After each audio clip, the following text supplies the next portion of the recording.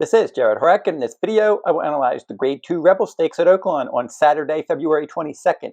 This is a Kentucky Derby 2025 points race, and through 21 races on my Road to the Derby video series, my top choices have 5 wins, 4 runner-up finishes, and a show finish.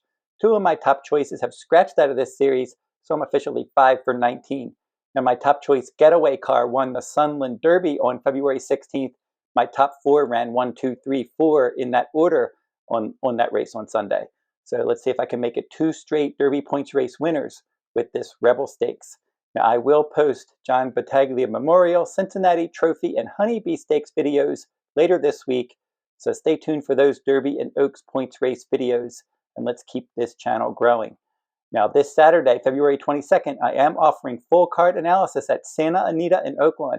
I've been doing these full cards online since the late 1990s, so I've had a lot of success and trustworthiness over the years, and I always include extensive analysis and wagering strategies for all of the races that I cover. And you can purchase my Santa Anita and Oaklawn full cards individually or get a discount when purchasing them together as part of my weekly Saturday special for $16. Now, I had a big day on my Santa Anita full card on Sunday, February 16th. I had 6 top choice winners, 5 winning trifectas, 3 winning pick threes, the late pick 5, the $3 turf pick 3, the $5 late double, the $3 late pick 3, and the $2 pick 6. So I was really on Sunday, and a couple best bet winners as well. So you can check out my shop page at therunawayhorse.com if you're interested in my full cards.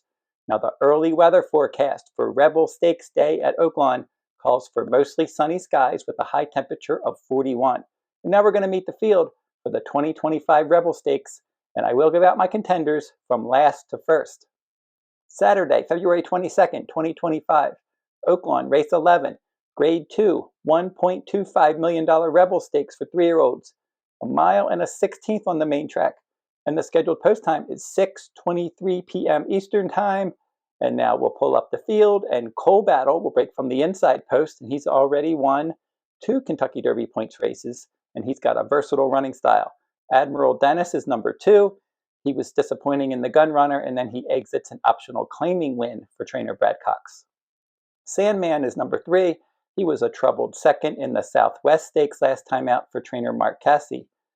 Number 4, Hypnus, a second-time starter for Kenny McPeak. Brian Hernandez Jr. will ride him back. He rallied to win his career debut in the slop at Fairgrounds. Madaket Road, Bob Baffert trainee, shipping in from California, and he ran well in all 3 career starts. He's been stakes placed on 2 occasions. Publisher is number 6 in here for Steve Asmussen. This is a son of American Pharaoh. He was 7th in the Southwest Stakes, and he was placed 6th through disqualification. Dreaminblue, this one is coming in. Well, he's actually, he was running at Oaklawn, so he's staying at Oaklawn Park here, and this one broke his maiden last time at Oaklawn, and he added Lasix that day, and he was the favorite, but that race was at 6 furlongs. Innovator, number 8, he's coming in from the Fairgrounds, and in the Grade 3 Lecomte Stakes last time, he set the pace and finished a close 3rd. Smoken Wicked is next for Dallas Stewart. This one is a Louisiana-bred colt, and he's won his last 3 starts. Bullard, number 10, stretches out in distance for trainer Michael McCarthy. Umberto Rispoli is going to ride, and he'll probably try to get involved from off the pace. Number 11, Speed King. He should be all over the pace in here, and he won the Southwest Stakes wire to wire last time out. Rafael Bejarano aboard. Brereton's Baytown is next, and he's number 12 in here, and this one exits a claiming $40,000 win in the mud at Laurel. Tiztastic, number 13, hit the board in his last 3 Derby points races, and he's got a grinding running style, so look for him from a bit off the pace under Jose Ortiz. Finally, number 14, Hot Gunner. Bad post for this one. He won an allowance race last time out at Houston. Now we'll give out the contenders in this Rebel Stakes from last to first. The horse that I picked to finish 14th and last is number 14 in here, Hot Gunner. Didn't get any luck at the post draw. This one is 2 for 2 with Lasix, but he doesn't have Lasix here, and he has raced without Lasix multiple times, 0 for 6 without that medication. So as I said, he drew a tough post, not fast enough in the paper race to compete with this group either. The horse that I picked to finish 13th is number 12, Brereton's Baytown. Now this one did get the right setup last time when he was rallying from last to first. That was a $40,000 claiming dirt route at Laurel Park on February 1st. So now he's going to be meeting a whole different class level here of animal, and he looks overmatched. So he's just in a tough spot in here. And he didn't have a great post either. He got post 12. And the horse that I picked to finish 12th is number 9, Smoken Wicked. This one easy wins in his last 3 starts. And in 2 of those races, his last 2 starts, Louisiana bred stakes races. So now he's definitely going to be stepping up in distance in class. So he stretches out, he steps up in class here, and he did have a bullet for this on February 13th.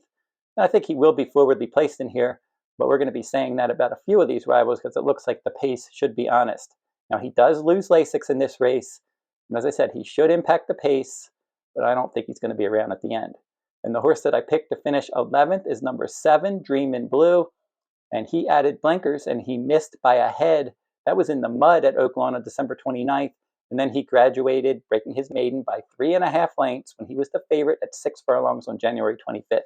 So now he stretches back out in distance, and he did run in a route race once, and he was 4th in a 10-horse field, and he was the favorite that day on December 7th. So I thought he earned a decent speed rating last time. He looked okay, but this is definitely a much tougher spot. The horse that I picked to finish 10th is number 6, Publisher, and he did have an uncomfortable trip when he finished 7th in a 9-horse field as a 53-1 long shot in the Grade 3 Southwest Stakes on January 25th. And he was placed 6th through disqualification that day. He did have a bullet workout for this on February 10th. He's going to have to get faster.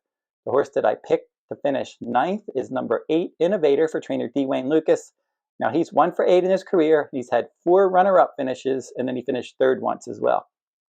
So he was 2nd in the Advent Stakes, and then he was 3rd last time after he set the pace in the Grade 3 Lecomte, and that was a wet track that day. So he did have a bullet workout at Oaklawn, 5 furlongs on February 14th, and he should be all over the pace in here, but his final time ratings are a bit light, and he does meet other speed. And the horse that I picked to finish 8th is number 11, Speed King, and he set the pace in all 3 of his races. So he's another horse, along with Innovator and some others, that should be forwardly placed in this race. And he did go wire to wire in his 6 furlong debut, and then he finished a half length back in the Springboard Mile, and Coal Battle won that one. And then he did hold off Sandman last time out in the Grade 3 Southwest when he was able to get out there and set the pace. And he did improve his speed ratings in all 3 career starts. Should be all over the pace in here. But as I said, he's not the only runner with early speed, and I think the pace is going to be legit in this spot. The horse that I picked to finish 7th is number 2, Admiral Dennis. And he did stumble at the start, losing all chance when he was the beaten favorite in the Gunrunner Stakes. And then if you watched my Lecomte Stakes video, I did make him my top choice in that race on January 18th. But he scratched out of that race, and then he resurfaced 2 days later in an allowance dirt route at Fairgrounds, and he won that race, and that race was slow early and fast late. And he won it by 3/4 of a length, and he was the 1-2 favorite there. And the show finisher from that race was a next out winner. So this one is trained by Brad Cox. They paid $425,000 for him, but he's going to have to run faster to threaten this group. The horse that I picked to finish 6th is number 1, Coal Battle. And he did win his last 3 stake starts and back-to-back Derby points race victories in the Springboard Mile and the Smarty Jones Stakes. Now, he closed in the Springboard Mile when Speed King had the lead, and he was able to run that one down and win nicely. And then last time, there was no pace going on in the Smarty Jones, 49 for the half, 1:15.3 for the 6 furlongs. So they really slowed things down in the middle of that race. Coal Battle was right up there on the lead, and he was able to easily win that race. So I think in this race with other horses that are faster, he's got the inside post. I think he's going to drop back and revert to his patient tactics in here. And I think he's going to save ground and try to rally in the stretch. The horse that I picked to finish 5th is number 13, Tiztastic, and he always does try hard for trainer Steve Asmussen.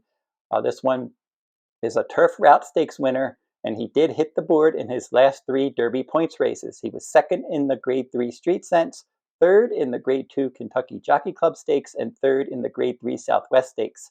He had a bullet workout for this on February 10th, and his speed ratings are slowly climbing. Jose Ortiz is back aboard, and he's 2 for 2 with this horse. and he should be grinding away in the stretch, his second start after a layoff.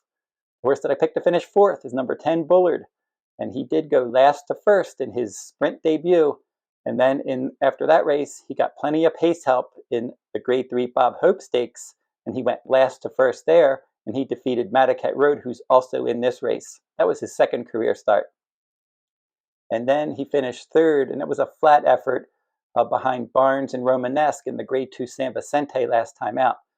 So we'll see if he's more than a late-running sprinter. At this point, he looks best as a late-running sprinter, but he is a talented 3-year-old, and they always have to try him around 2 turns, see if he can handle it, see if he might be a Derby horse. If not, they can always cut him back to 1 turn.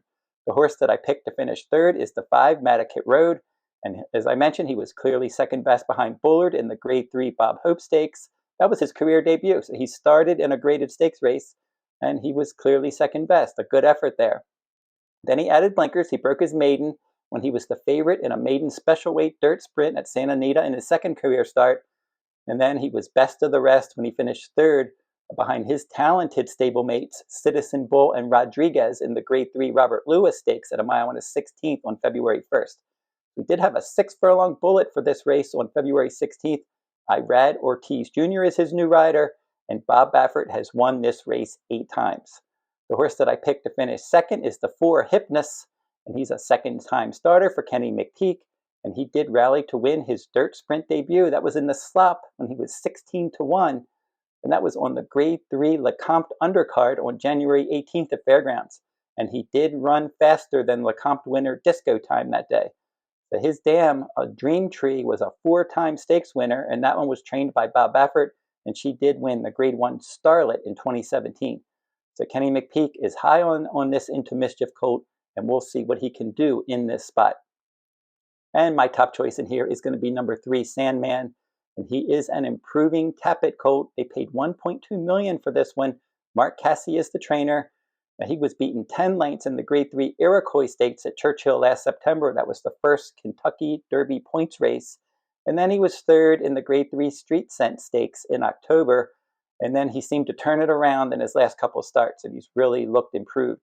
Now, he did look good rallying when he won a slow early, fast late allowance route when he was the favorite at Oaklawn on December 13th. And then last time in that Southwest Stakes, he blew the brake. And I like that he made a sustained run from off the pace, and he finished a length behind Speed King. I thought that was an excellent effort in the Grade 3 Southwest Stakes on January 25th. So after the Southwest, I put him on my Derby list because I thought he easily could have won that race with a better trip. And his winning rider, Christian Torres, shows a profit, and he's 31% with trainer Mark Cassie. This is a good jockey-trainer team.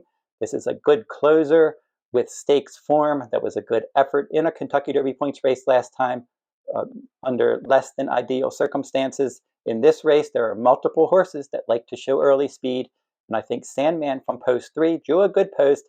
He can sit back this time, and hopefully if he gets a clean trip and a better break, I think Sandman can rally for the win and get the job done in this Grade 2 Rebel Stakes at Oaklawn on Saturday, February 22nd.